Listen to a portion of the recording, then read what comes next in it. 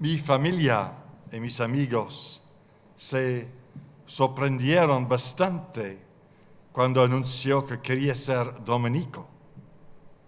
Mi tío abuelo benedictino, que me había bautizado, me hizo notar que los dominicos solían ser bastante inteligentes y que probablemente no me admitirían. Pero luego se ablandó y dijo que de hecho había conocido algunos dominicos tontos. Así que yo tenía al menos una oportunidad.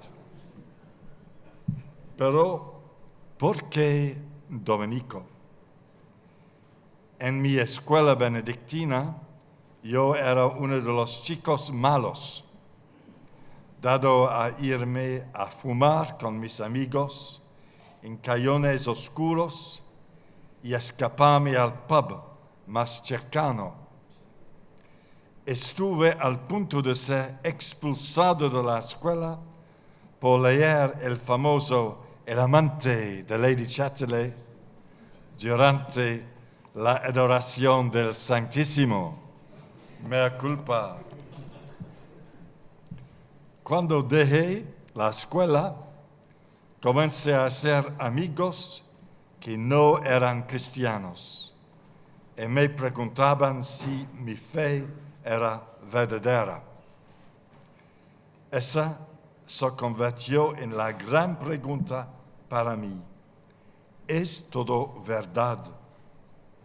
Si lo es, debe ser muy importante. Entonces, recordé que había una orden cuya lema es veritas, verdad. Así que decidí que quería ser dominico antes de haber conocido a ninguno, lo cual quizá haya sido para bien. Pero, ¿qué es esta verdad que amamos? Hay dos grandes figuras en la origen de nuestra tradición, Santo Domingo y Santo Tomás de Aquino. Cada uno tenía una pasión por la verdad a su modo. Domingo vivía en los caminos y Tomás en la universidad. Domingo no dejó nada escrito, salvo algunas cartas. Tomás fue un académico que escribió bibliotecas de libros y que podía dictar a 4 secretarios al mismo tiempo. Algunos dominicos encuentran su inspiración principalmente de Domingo y otros en Tomás. Cuando la palabra y el testimonio de la orden son más vigorosos, podemos encontrar una interacción semejante entre los dominicos inmersos en la agitación de la vida y aquellos que se sientan a reflexionar habitualmente en las universidades. A veces es la misma persona quien hace las dos cosas. A Domingo le conmovió profundamente lo que él había experimentado. Durante una hambruna, cuando era un joven canónigo, vio a las gentes pasar hambre y vendió sus libros para darles de comer. Se cree que dijo que las pieles vivas valen más que las pieles muertas de sus libros de vitela. Habría costado mucho convencer a Tomás para que vendiese sus libros. Domingo viajaba por el sur de Francia con su obispo Diego cuando se encontró con los albigenses y vio la vida que llevaban. Se dice que un dominico en jesuita conversaba sobre cuál era la mayor orden. El dominico dijo: nos fundaron para combatir a los albigenses y a vosotros, jesuitas, para combatir a los protestantes. ¿Cuándo fue la última vez que viste un albigense?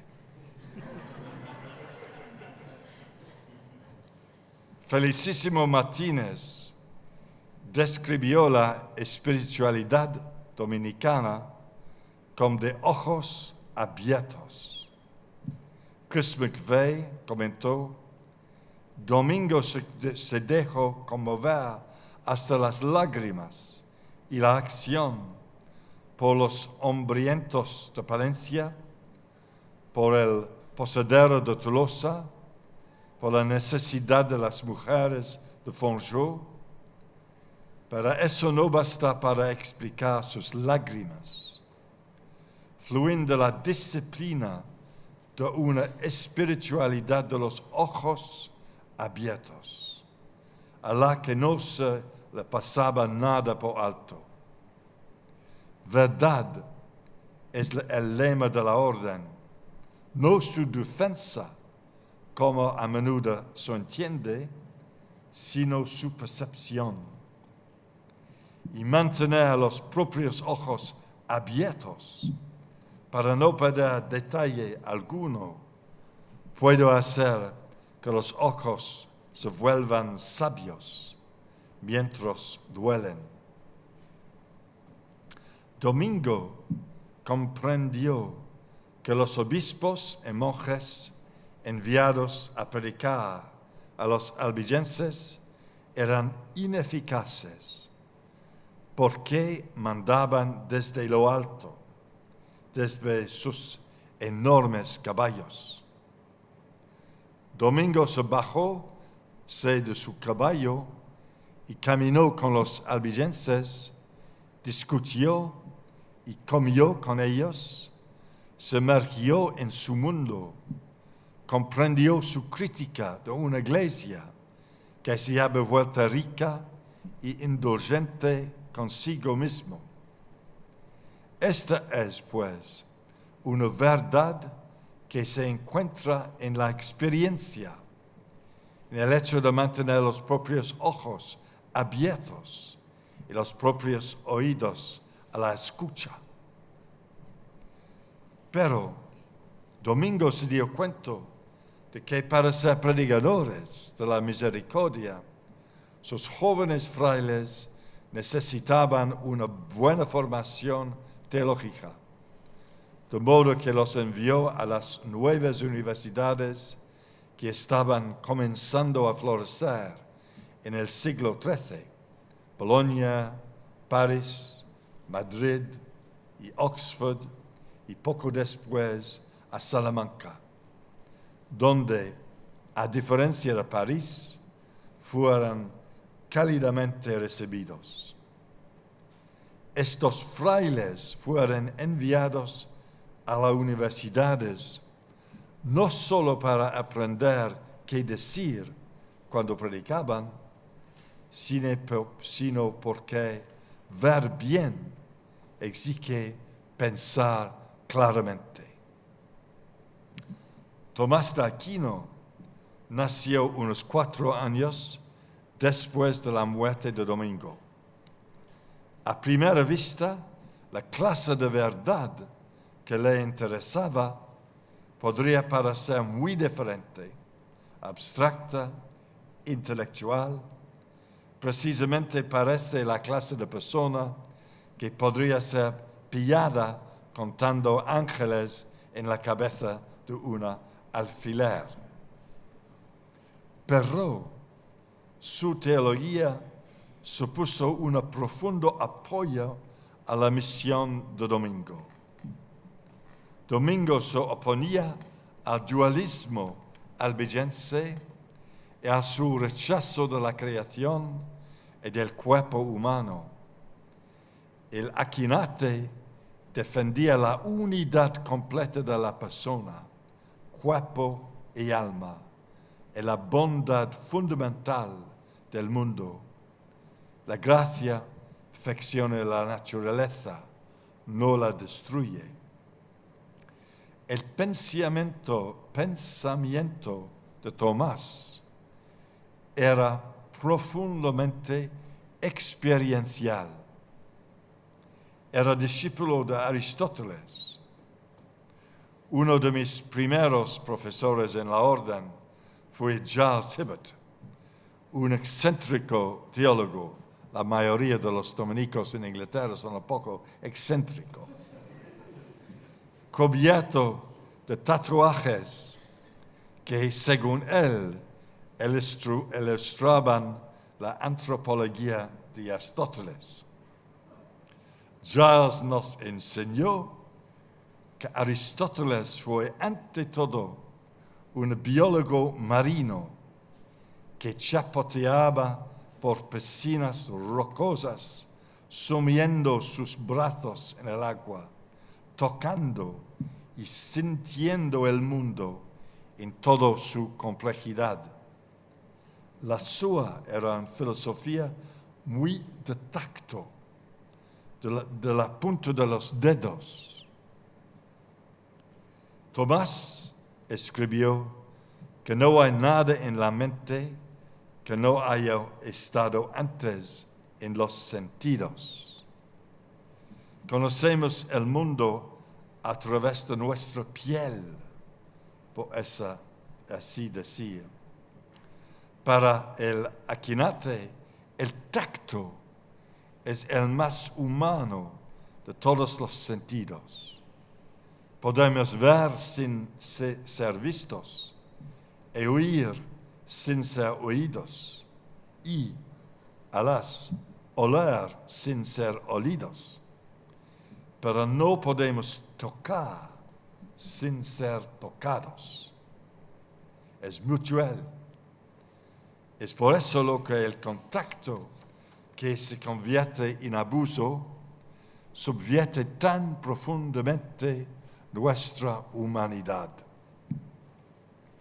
En la Capilla Sixtina vemos la pintura de Miguel Ángel, en la que Dios se acerca para dar vida a Adán con su tacto.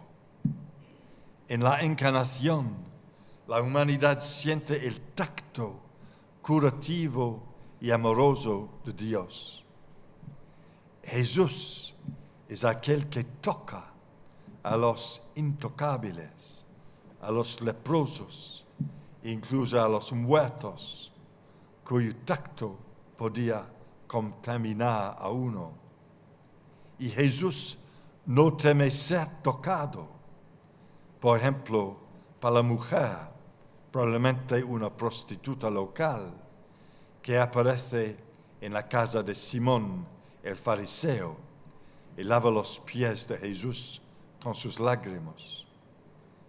Este acto de tocar está profundamente relacionado con la vista.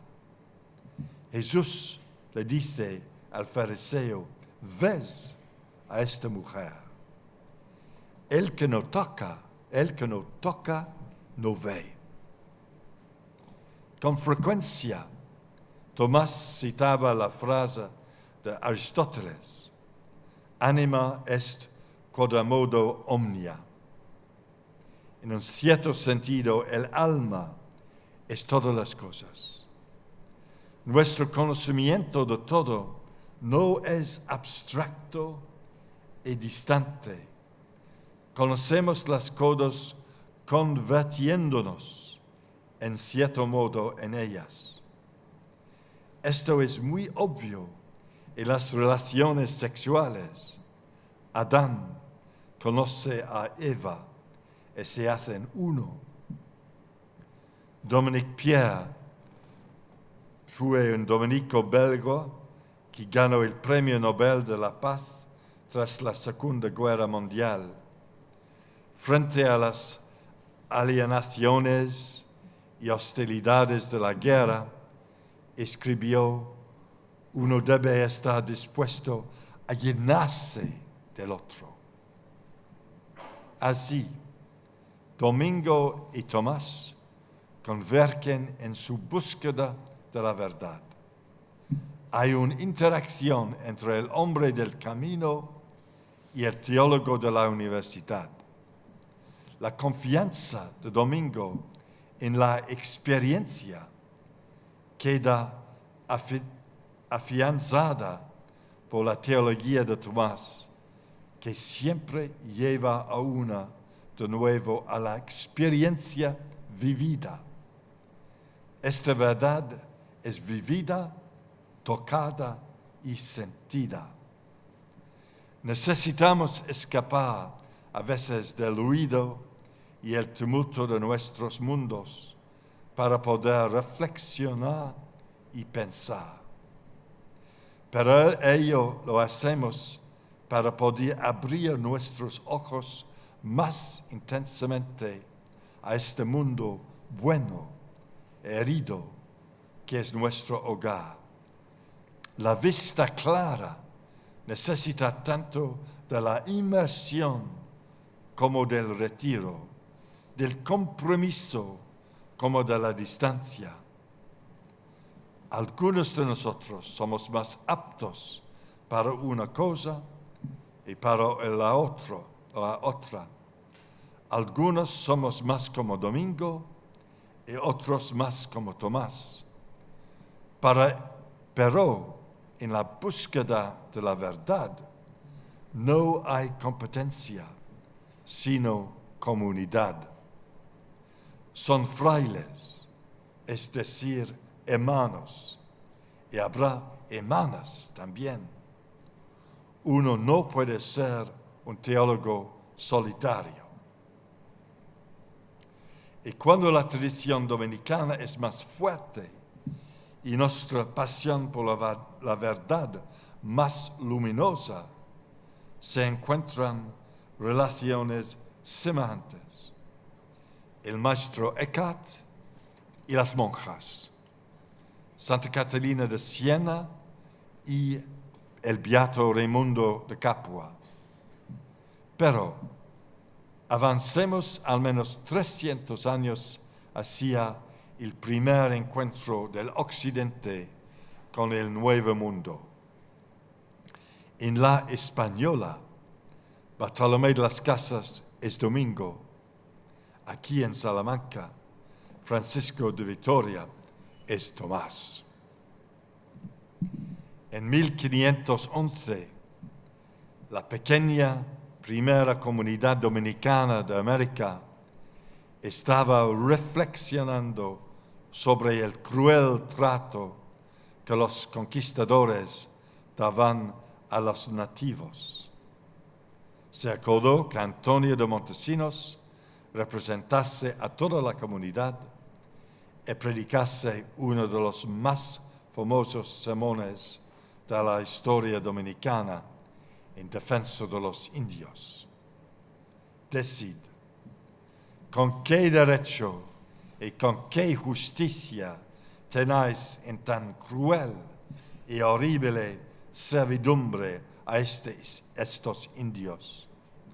¿Con qué autoridad habéis hecho tan destables guerras a estas gentes que estaban en sus tierras mansas y pacíficas, donde tan infinitas de ellas, con muerte y estragos nunca oídos, habéis consumido?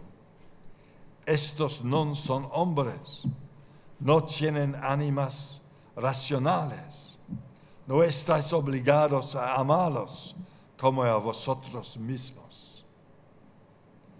Las autoridades españolas se enfurecieron y exigieron que Antonio fuese enviado de vuelta a España.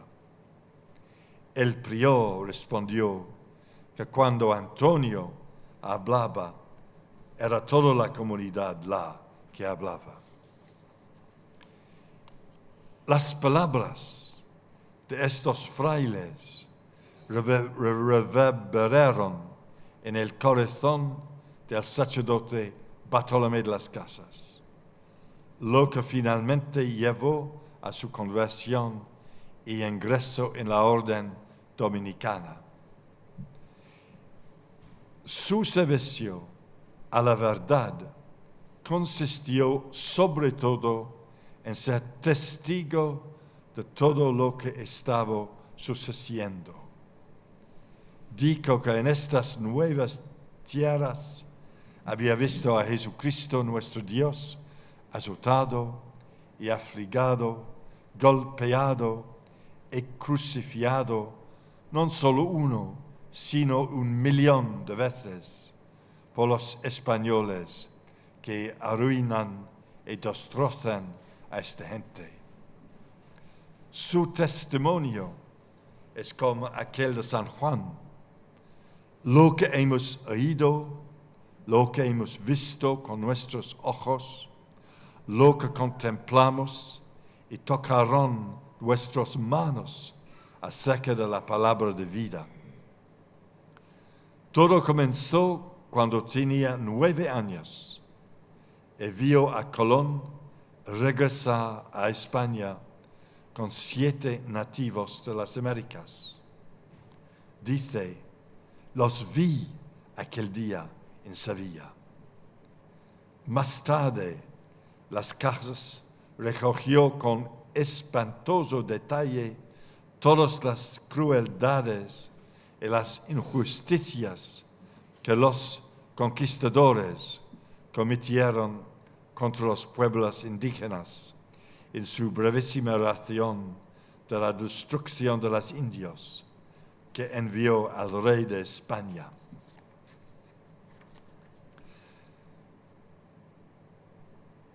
Y que en 1542 que abolieron la esclavitud de los nativos por vez primera en la historia europea, al menos en teoría.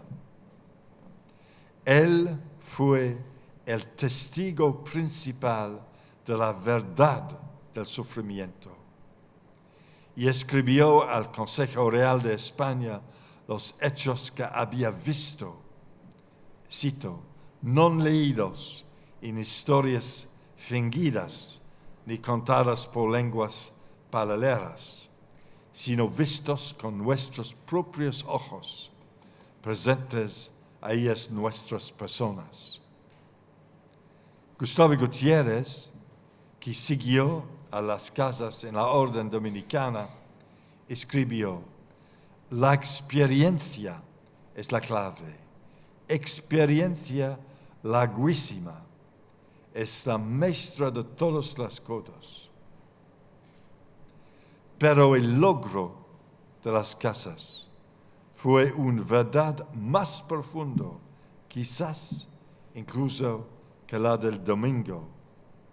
Él no solo ve el sufrimiento de los indios, como él los llama, lo ve a través de los ojos de ellos.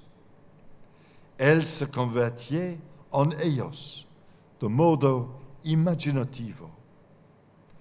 Cuando la gente no lo comprende, él suele escribir, si indus esset, si él fuese un indio, pensaría de otro modo. Conviértete en el otro. Pero como en el caso de Domingo, la experiencia desnuda no basta. Para ver claramente, hay que transformar la propia mente mediante el estudio y la oración. Hay que reflexionar, analizar, estudiar para ser un testigo. Por eso, donde quiera que fuese, llevaba su biblioteca portátil.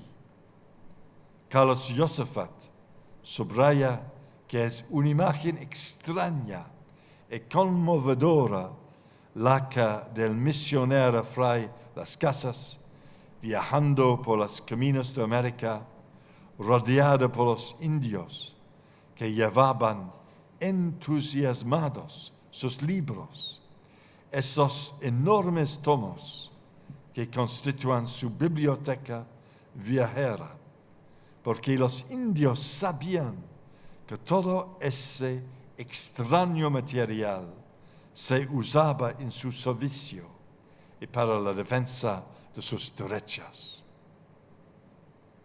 Francisco de Vitoria fu Tomás de Aquino para el domingo que fue a las casas.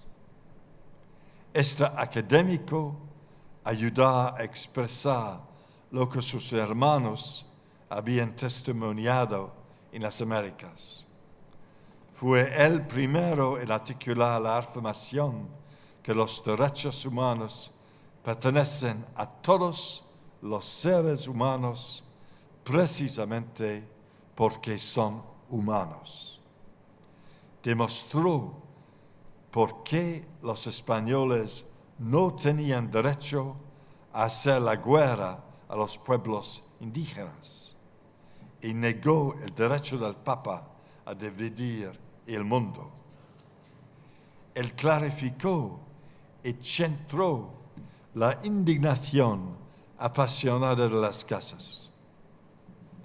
Marie-Dominique Chenu escribió: tiene un gran interés prestar atención al encuentro entre la doctrina especulativa del primer gran maestro del derecho internacional, Francisco de Vitoria, y el evangelismo de las casas.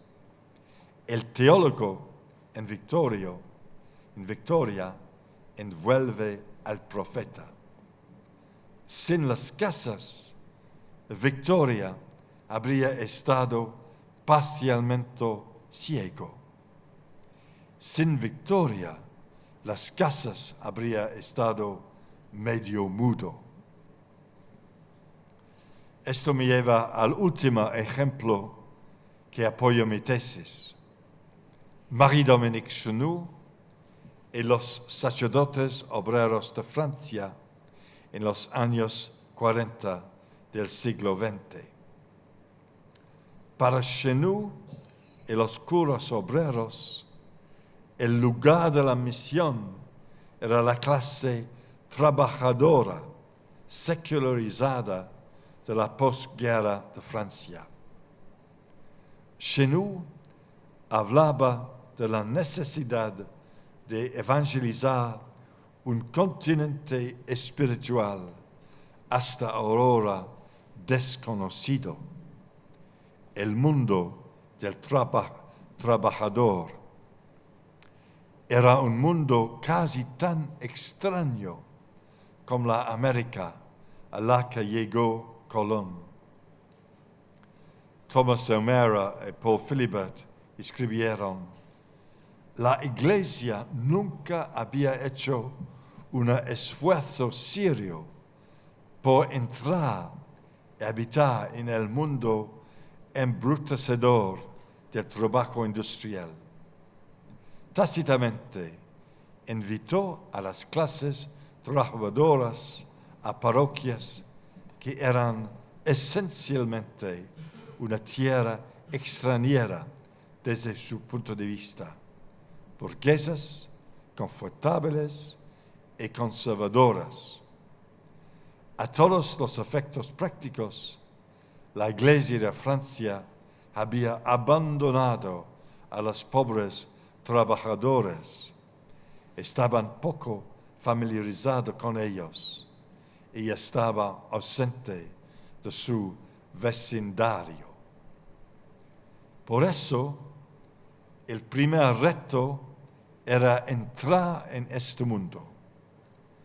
Con la aprobación de los obispos franceses, los sacerdotes empezaron a vestir ropas civiles y a trabajar en las fábricas y en las muelles.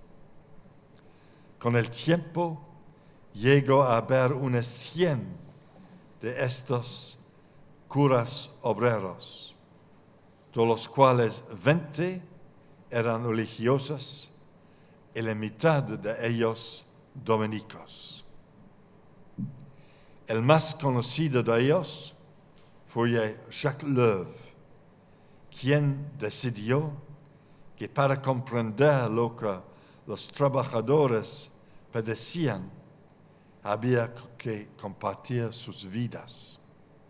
Cito: en la lucha por llegar tras esta pobreza a las personas mismas, hay realmente solo una manera que hasta ahora los sociólogos no han intentado. Concluí que no estaba bien malgastar tiempo en teorías de papel. El asunto era comprar monos de trabajo en un mercado de ropa vieja, conseguir un trabajo con todo el mundo y entonces, al final del trabajo del día, irse a vivir con la escoria de la población, los estibadores del puerto. Esto era, en las palabras de Chenu, una misión de presencia.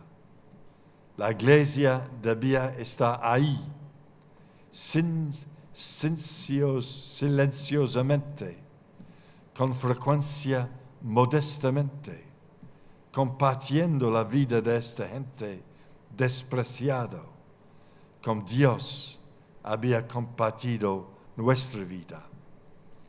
Era una extensión de la encarnación, pero incluso esta presencia de gran medida silenciosa exigía reflexión, una exploración teológica para ver realmente lo que estaba sucediendo. Y los teólogos que acompañaron esta misión fueron sobre todo dominicos franceses, Chenu, Yves Congar y Henri-Marie Ferré. Como con los Domingo y Tomás, las Casas y Victoria, la chispa de la reflexión fue iniciada por la colaboración de aquellos inmersos en el mundo, los testigos, con los teólogos que reflexionaban con ellos. La plenitud de la verdad requiere los cambios. Y fue absolutamente adecuado que los principales teólogos fuesen discípulos de Santo Tomás de Aquino. El aquinate sigue siendo el maestro, no porque tenga todas las respuestas, sino porque su teología es profundamente encarnacional y nos pone los pies en la tierra, sea esa tierra el Caribe del siglo XVI o los arrabales de la Francia del siglo XX. Así, ¿qué sugiere sobre el papel de las universidades y otros centros de reflexión en nuestros días? En primer lugar, que tienen que estar en conversación con aquellos que están sobre el terreno. En inglés se usa una expresión que literalmente significa en el rostro del carbón, the rock face, the coal face. Nuestra sociedad afronta enormes retos para el futuro. Muchos jóvenes no ven promesas de futuro, ni siquiera de un empleo. El fundamentalismo religioso está anulando enormes partes del mundo. Vemos oleadas de refugiados que huyen de la violencia del Medio Oriente y de África. Existe la amenaza de una catástrofe ecológica. Están nuestras universidades en contacto con estos terribles retos de nuestra época. Son las torres de marfil a las que nos retiramos, lejos de las ansiedades de esta era. Hace un año estuve con los frailes dominicos en Bagdad. Uno de los frailes, Yusuf Merkis, ahora arzobispo de Kirkuk, estableció una academia al centro de la ciudad, que es una zona de guerra. El 80% de los estudiantes son musulmanes. Van a estudiar psicología, filosofía, economía y un estudio científico de la religión. Frente al fundamentalismo ciego, se les enseña a pensar. El emblema de la academia es un escudo dominicano con un enorme signo de interrogación. Todas las preguntas están permitidas. Como le gustan decir a los novicios, un maestro de novicios dominico de mi provincia piensa en cual cosa, pero por el amor de Dios, piensa. En segundo lugar, los centros de estudio mantienen viva la memoria de que ser humano es buscar la verdad. Según las constituciones de la orden, los seres humanos tienen una propensión ad veritate, una inclinación a buscar la verdad. Es el medio en el que florecemos, como el pez en el agua, el cigüeñas en el aire. He visto las cigüeñas esta mañana. Sin la verdad, los seres humanos se marchitan y mueren. Naturalmente, la búsqueda de la verdad puede darse en todo tipo de medios. Poesía, literatura, películas o blogs. Pero es la vocación central de la universidad. La universidad existe, como dice John Henry Newman, para educar el intelecto, para razonar bien en todos los asuntos, para salir hacia la verdad y para comprenderla. Debería ser un lugar que resista la cultura dominante de nuestra época, en nuestro caso, el consumismo y la economía de mercado. No sé en España, pero en el Reino Unido, en los Estados Unidos, hay una enorme presión para que las universidades justifiquen su existencia preparando a la gente para el trabajo y manteniendo la producción económica. Están bajo la presión de ser productivas. Hay que producir y poner en el mercado artículos y libros. Se habla en Inglaterra de la economía del conocimiento. Debemos resistir esta rendición al ethos del mercado.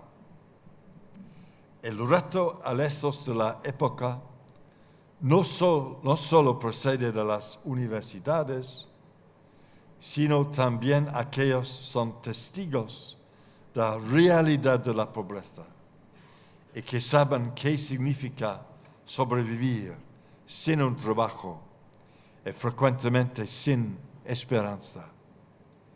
Necesitamos testigos de las luchas de aquellos con discapacidades y que solo tienen el salario mínimo. Hace un mes oí en charla que abrió mis ojos a la situación de no poder permitirse tener vacaciones nunca, ni comprar un regalo para los hijos, al hecho que un buen taza de café sea un lujo. Por supuesto, no voy a negar ni por un momento la importancia de la economía, pero la búsqueda de la verdad por ella misma, sin la cual moriríamos, es más que una necesidad económica. Es un ejercicio espiritual, un acto de amor contemplativo. Esta inclinación hacia la verdad que tenemos que cultivar es un deseo humano natural que nos impulsa a llegar a aquellos que son diferentes, a romper el apretado dominio de nuestro egocentrismo, de nuestra autoobsesión solipsista. Nos despierta de la ilusión de ser el centro del mundo. Estemos estudiando el final del Evangelio de Marcos, los hábitos sexuales de un extraño caracol o la poesía de Lorca, nuestros ojos se abren para ver el otro. La verdadera erudición reta a la tentación egoísta de forzar a todas las cosas a conformarse a mi manera de ver el mundo, a mis necesidades, a mis deseos, a mí. El estudio es una disciplina ascética que nos ayuda a querer al otro. Esto requeriría otra conferencia, pero tengo que decir que los mayores maestros nos enseñan a amar. Comme dijo Simone Weil, on ne reconnaît pleinement l'existence que de ce qu'on aime. On ne se reconoce plenamente la existencia más de aquellos a los que se ama. Nuestra sociedad teme lo que es diferente. Richard Sennett, de la Universidad de New York, sostiene que debido a la creciente desigualdad y a una sociedad fluida en la que la gente cambia rápidamente de trabajo y de un lugar a otro, no aprendemos el arte de vivir con personas que son diferentes de nosotros. Estamos enormemente tribalizados y él afirma que el tribalismo empareja la solidaridad con los que son como tú, con la agresión contra ellos que son diferentes. Internet nos permite relacionarnos con gente que piensa como nosotros. Y si no estamos de acuerdo, podemos desconectarnos en un segundo. Zygmunt Bauman sostiene que la movilidad de la sociedad moderna anima, je cite, el impulso de retirarse de la complejidad cargada de riesgo hacia el refugio de la uniformidad. Quizás es por esta razón que muchos ingleses van a votar por salir de la Unión Europea, cuando tenemos miedo de los que son diferentes. Yo soy en favor.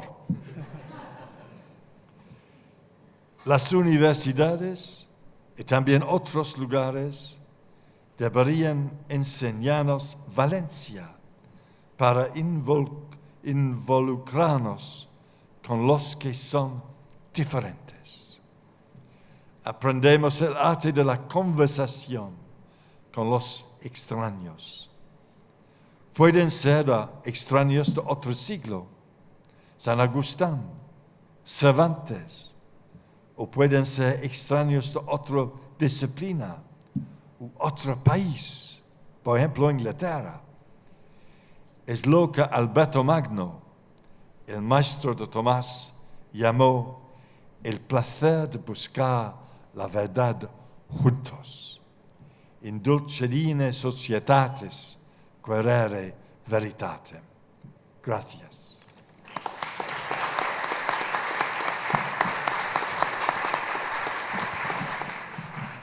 Gracias, Timothy, por la profundidad de tus palabras, sobre todo por mostrarnos dónde el camino de Domingo y el camino de Tomás se juntan o se unen, y se unen en aquellos hermanos que comunitariamente han buscado la verdad, y eso les ha abierto los ojos a la realidad y sobre todo a lo diferente. Muchas gracias.